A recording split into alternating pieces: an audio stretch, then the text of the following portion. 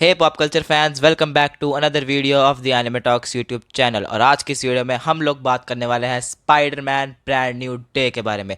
मेरा इस मूवी के बारे में बात करने का बहुत टाइम से मन था, बट सिंस अब हमारे पास कुछ नई लीक्स, नई न्यूज़ निकल के आ गई हैं इस मूवी के बारे में, तो अब इसके पास बहुत कुछ है इसके बारे में बात करने को। So without wasting any more of your time, I am your host Karan, you are watching the anime talks YouTube channel. Let's get started.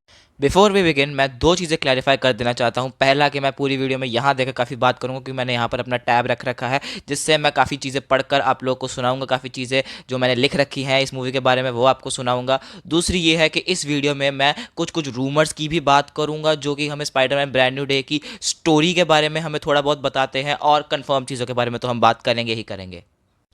Now सबसे पहली चीज़ जो मैं बात करूंगा वो है इस मूवी की कास्ट। इस मूवी की कास्ट है जॉन बर्नथॉल एज द पनिशर, जो कि रिटर्न कर रहे हैं स्पाइडरमैन ब्रांड न्यू डे में। उससे पहले वैसे एक पनिशर स्पेशल प्रेजेंटेशन आएगी और उसके इवेंट्स मुझे लगता है directly Spiderman brand new day में लीड करेंगे, कि पनिशर को हमने आखिरी बार प्रेजेंटेशन में देखा, फिर अब ब्रांड न्यू डे में देख रहे हैं। उसके बाद आते हैं हमारे टॉम हॉलैंड, पीटर पार्कर भाई साहब, ये तो हमें पता ही है स्पाइडरमैन प्ले करेंगे। उसके बाद आती है हमारी जेंडेया एमजे, जो प्ले करती हैं पिछली स्पाइडरमैन ट्रिलॉजी में उन्होंने एमजे को प्ले किया था। उसके बाद सेडी सिंह का कैरेक्टर, इनका कोई अभी तक रोल कंफर्म नहीं हुआ है कि ये क्या प्ले करने वाली हैं, पर हाँ आप इनको जानते होगे आपने अगर स्ट्रेंजर थिंग्स देखी है तो। उसके बाद आते हैं हमारे मार्क रफेलो, जो कि ब्रूस बैनर हल्क प्ले करने वाले हैं, और कह रहे हैं कि हल्क और पनिशर इन दोनों का काफ़ी मेजर रोल होगा स्पाइडरमैन ब्रांड न्यू डे में। उसके बाद हमारे पास आते हैं माइकल मैंडो, जो कि मैकगार्गन स्कॉर्पियन प्ले करने वाले हैं। मुझे वैसे नहीं लगता कि स्कॉर्पियन का कैरेक्टर हमें बहुत ज़्यादा फ्लैश्ड आउट इस मूवी में देखने वाला है, बट स्कॉर्पियन एक बहुत बड़ा स्पाइडरमैन विलन है। उसके बाद आते हैं हमारे पास जेकब बैटलॉन, जो कि नेड प्ले करने वाले हैं। और ये और जेंडेया दोनों के जो कैरेक्टर्स हैं एमजे और नेड, ये दोनों अब स्पाइडरमैन को भूल चुके हैं, और इन दोनों का रोल मूवी में काफ़ी ज़्यादा छोटा होने वाला है। इन दोनों का हमें बहुत ज़्यादा सीन्स नहीं देखने को मिलने वाले हैं इस मूवी में। ये तो हो गई इस मूवी की कंफर्म कास्ट, बट इस कास्टिंग के साथ एक मेन प्रॉब्लम अभी तक हमें दिख रही है। वो ये है कि अभी तक इसका कोई मेन विलन अनाउंस ही नहीं किया गया है, बट इंटरनेट पे बहुत सारे लोगों ने स्पेकुलेशंस लगाई हैं, और जो लीक्स निकल के आई हैं उनमें एक थोड़ा सा हिंट है कि इस मूवी का मेन विलन कौन होगा। तो बहुत ज़्यादा जो पॉसिबिलिटी है वो है मिस्टर नेगेटिव मार्टिन ली के होने की, क्योंकि ग्लासगो, जहाँ पर स्पाइडरमैन ब्रांड न्यू डे की शूटिंग अभी शुरू हुई है कुछ दिन पहले, वहाँ पे एक सेट इमेजेस कुछ बाहर आई हैं, और उसमें ग्लासगो की सड़कों पे एक लिटिल टैंक है। उस टैंक पे इनर डीमंस का लोगो है, जो कि मार्टिन ली की आर्मी है। कॉमिक बुक्स में होता है ऐसा। नाउ अगर तुम मार्वल कॉमिक्स से बहुत ज़्यादा फेमिलियर नहीं हो तो मैं बता दूं कि मिस्टर नेगेटिव स्पाइडरमैन का एक बहुत मेजर विलन रहा है। अगर तुमने स्पाइडरमैन की गेम्स खेली हैं तो तुम्हें पता होगा मिस्टर नेगेटिव का जो मेन कैरेक्टर है मार्टिन ली का, वो फीस्ट कंपनी चलाता है, जो कि हमने स्पाइडरमैन नो वे होम और जो पिछली ट्रिलॉजी थी टॉम हॉलैंड वाले स्पाइडरमैन की, उसमें हमने देखा था कि एक बहुत मेजर कंपनी है जिसमें आर्ट में भी काम करती है, और वो गरीब लोगों की मदद करती है वो कंपनी। और मार्टिन ली अपनी एक इमेज बना के रखता है कि मैं तो एक बहुत अच्छा फिलैंथ्रोपिस्ट आदमी हूँ, बट उसके पास एक जो फिल्म्स की नेगेटिव होती है ना, जो एक पतली सी शीट होती है ब्लैक कलर की, उसके पास कुछ कुछ वैसी पावर्स है। अगर तुमने स्पाइडरमैन की अगेन गेम्स खेली हैं तो तुम्हें पता है एक बहुत मेजर विलन है भाई ये उन गेम्स में भी, और ये कैरेक्टर ऑन स्क्रीन अडेप्ट करना भी थोड़ा मुश्किल है मुझे लगता है। मैं खुद इस कैरेक्टर के साथ बहुत ज़्यादा फेमिलियर नहीं था, बट मैंने इसके बारे में जब थोड़ी सी रिसर्च की तो मुझे इसकी पावर्स और एबिलिटीज़ के बारे में कुछ कुछ पता लगा, और वो ये था कि ये अपने टच से लोगों को करप्ट कर सकता है और उनको अपने लॉयल फॉलोअर्स में कन्वर्ट कर सकता है। और इस कैरेक्टर का इस मूवी में होना बहुत ज़्यादा कई हद तक सेंस भी बनाता है, क्योंकि इस मूवी की स्टोरी लाइन फिर कुछ कुछ ऐसी हो जाएगी कि जो हल्क है वो मिस्टर नेगेटिव के किसी तरह कंट्रोल में जा चुका है, और वो सैवेज हल्क में टर्न हो चुका है पूरी तरह से। वो न्यूयॉर्क के शहर में लेफ्ट एंड राइट तबाही मचा रहा है, और फिर हमें पनिशर और स्पाइडरमैन दोनों का टीम अप देखने को मिल सकता है टू स्टॉप हल्क। और सिंस यहाँ पे पनिशर है और इसके पहले ही डेयरडेविल बॉर्न अगेन का सीजन 2 आ जाएगा, मुझे लगता है कि इसमें मैट मर्डॉक डेयरडेविल का कैरेक्टर भी अपीयर हो सकता है। उसके बहुत ज़्यादा कुछ चांसेस नहीं है, पर अगर हो जाएगा तो भाई कौन कंप्लेन कर रहा है। नाउ एक और चीज़ जो हम होते हुए देख सकते हैं इस मूवी में वो है किंग पिन और मिस्टर नेगेटिव का टीम अप। और मैं ऐसा क्यों बोल रहा हूँ मैं बताता हूँ।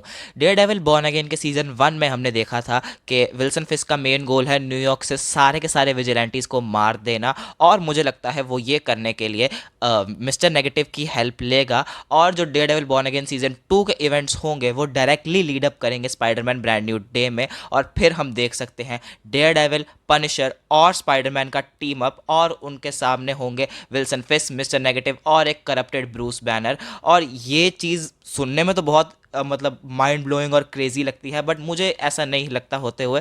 मुझे लगता है जो बॉर्न अगेन के इवेंट्स हैं वो डेयरडेविल तक ही सीमित रहेंगे। मुझे नहीं लगता कि इन दोनों के बीच में कुछ ज़्यादा कनेक्शन होगा, बट ये एक थ्योरी है और ये मेरी थ्योरी नहीं है, मैंने ये इंटरनेट पे पढ़ी थी और मुझे लगा ये कूल है तो आप लोगों को बता दूं।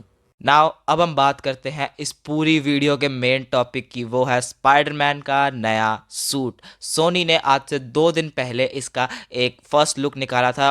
1 अगस्त को उन्होंने ये लुक निकाला था। उन्होंने सिर्फ और सिर्फ 9 सेकंड, भाई सिर्फ और सिर्फ 9 सेकंड की एक क्लिप निकाली थी। उसमें उन्होंने स्पाइडरमैन का सूट की फर्स्ट लुक दी थी और वो बहुत ज़्यादा रिजेंबल कर रहा था टोबी मैगवायर के स्पाइडरमैन का जो सूट था, क्योंकि उसमें रेस्ड वेबिंग थी जो कि पूरे के पूरे स्पाइडरमैन फैंडम को चाहिए थी टॉम हॉलैंड के स्पाइडरमैन सूट के साथ। जो हमें बहुत ज़्यादा फैब्रिकेटेड फील होते थे ना वो सूट्स नो वे होम तक की, उसकी जो वेबिंग डिज़ाइन है आइकॉनिक, वो मतलब ऐसा था कि स्टिच की हुई है सूट के अंदर। बट अब ऐसा नहीं है, अब एक प्रॉपर सूट देखने को मिला है। और मुझे लगता है टॉम हॉलैंड का जो स्पाइडरमैन है उसने टोबी और एंड्रू दोनों के सूट से इंस्पिरेशन काइंड ऑफ लेके उसने ये सूट बनाया है। और जो स्पाइडर लोगो जो उसकी चेस्ट पे होता है स्पाइडरमैन की, वो कुछ कुछ हद तक एंड्रू गारफील्ड के स्पाइडरमैन की तरह लगता है। और इसकी बैक भी हमें देखने को मिली, जो बैक पे उसके स्पाइडर लोगो होता है वो भी कुछ कुछ थोड़ा एंड्रू गारफील्ड के स्पाइडरमैन जैसा ही मुझे फील होता है। बट नेवरदलेस ये सूट बहुत प्यारा है। कुछ कुछ लोगों को कंप्लेंट है उससे, पर मुझे लगता है वो स्पाइडरमैन फैन ही नहीं है।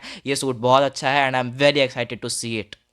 एक चीज़ अगर तुमने और नोटिस की हो पीटर के नए सूट के बारे में, वो ये है कि जो स्पाइडरमैन नो वे होम में हमने बिल्कुल एंड में सूट देखा था वो इससे कहीं गुना ज़्यादा शाइनी था। और वो बहुत ज़्यादा उसका जो ब्लू कलर था ना, जो बिल्कुल उसके बिल्कुल रिप केज पे होता है, वो बहुत ज़्यादा वाइब्रेंट था। बट इस वाले सूट का जो ब्लू कलर है वो उतना ज़्यादा वाइब्रेंट फील नहीं होता है। बट देखो इतना तो चलता ही है, मार्वल में कॉस्ट्यूम्स बदलते रहते हैं और ये कुछ CGI भी हो सकता है चेंज।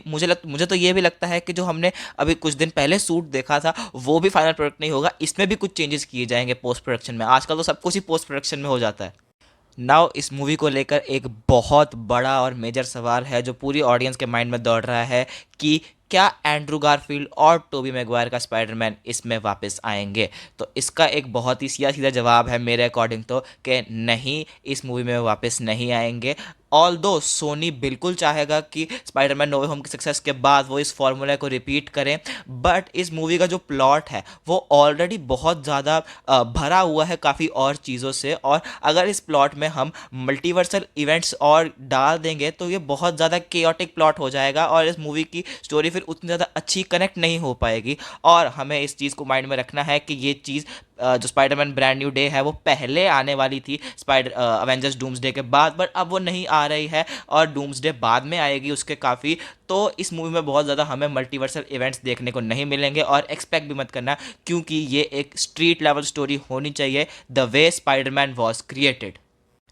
अब हम बात करते हैं इस वीडियो की आखिरी चीज़ के बारे में, वो है कि स्पाइडरमैन का एंड क्रेडिट सीन क्या होगा। आई नो मैं बहुत ज़्यादा आगे की सोच रहा हूँ, बट मुझे ऐसी बहुत पॉजिटिव फीलिंग आ रही है इस चीज़ को लेके कि इस मूवी का एंड क्रेडिट होगा अवेंजर्स डूम्सडे का टीज़र, जैसा कि हमने नो वे होम में देखा था। उसके जो अगली मूवी आने वाली थी doctor strange in the multiverse of madness, हमने नो वे होम के एंड क्रेडिट सीन में उसका टीज़र देखा था। मुझे लगता है ऐसा कुछ कुछ सिमिलर हमें ब्रांड न्यू डे में भी देखने को मिलेगा।